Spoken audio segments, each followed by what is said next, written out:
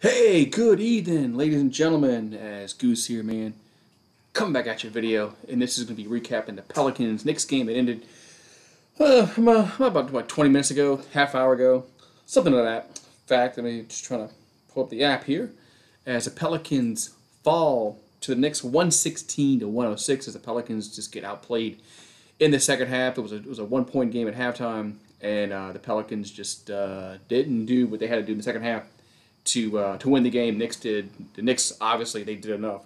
Knicks were outstanding from 3 point range, as they outscored us by 33 points from downtown.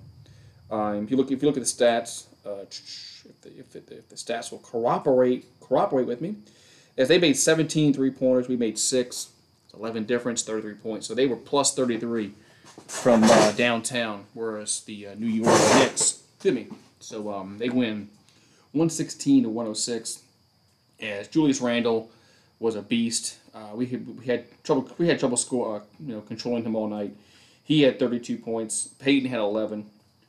Gibson had 8. Bullock had 16. R.J. Barrett had 6. R.J. Barrett really didn't hurt us that much. It was Julius Randle that really hurt us. Burks hurt us off the bench. He had 21 for New York. And also Rose. Derrick Rose had 11 off the bench. So there was a few players that they really hurt us. And it was really from downtown. Julius Randle hit, I think 6 3-pointers. Let me look at this here real quick. Man, it's not cooperating. There we go. 5. He made 5 3-pointers. He was 5 out of 8 from downtown. Was Julius Randle. I mean, we just couldn't stop him.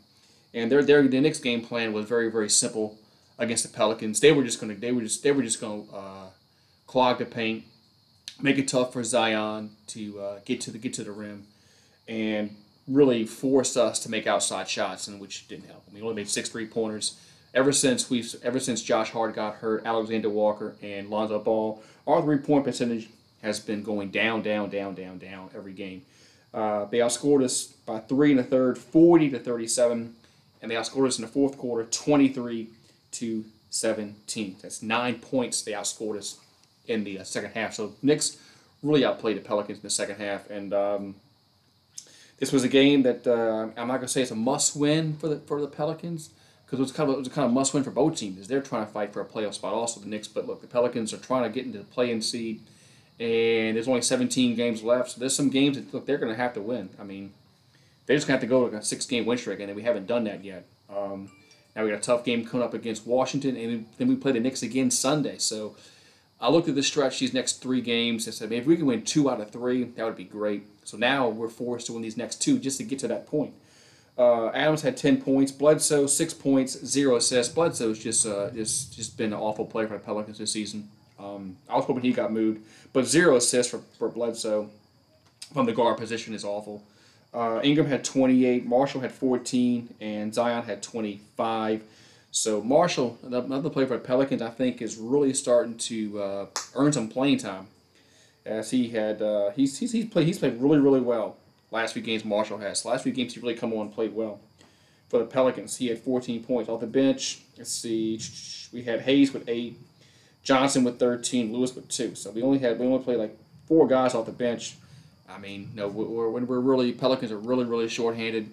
They don't have many shooters on the team right now, and that's hurt them. That's hurt them pretty much the last several games. Hopefully, Lonzo Ball can come back soon. Josh Hart's probably gone for the year with that I think that UCL tear in his thumb. Alexander Walker has a high ankle sprain. Usually, those take a month to get over.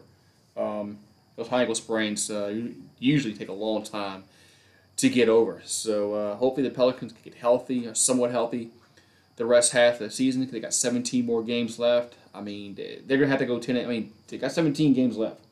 Well, what do they have to do to make that play-in spot? Well, they play the Golden State Warriors 3 times.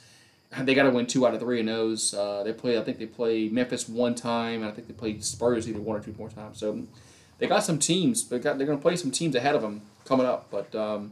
And they're going to have to win. They're going to have to win majority of those games if they want to get to the play-in spot. But hey, congratulations to the Knicks, as they thoroughly outplayed us, especially in the second half. I mean, we couldn't stop them from 3-point range, and that's just been a recurring theme all season long for the Pelicans.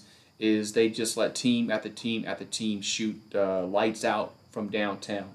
I say it in my streams. I think we would make a rec team look good from downtown. We don't play defense at all, but whether that's by design or players not communicating on the court, I don't know. But if you watch Pelicans games, you can see at times where these players just don't communicate on the floor. They don't tell players where to go. And you watch other teams, and they do that. They communicate on the floor. They say, "Hey, man, go over here." They point to places where to go. We don't do that for whatever reason. But like I said, congratulations to all the Knicks fans that were in the stream. They had quite a few of them. So thank you very much for popping in, man, as we had a good time, even though the Pelicans lost. Always have a good time watching games with you guys. Doesn't matter if it's a win or loss. I still, of course, want my team to win, obviously. But I do enjoy watching games with y'all. So hopefully I'll see you guys next time. Have a good one, guys. And Pelicans, look, I mean, we're starting to run out of chances. We're 2 back now because we're 2 back now from the 10th spot, I believe. So have a good one, guys. I'll see you later next time.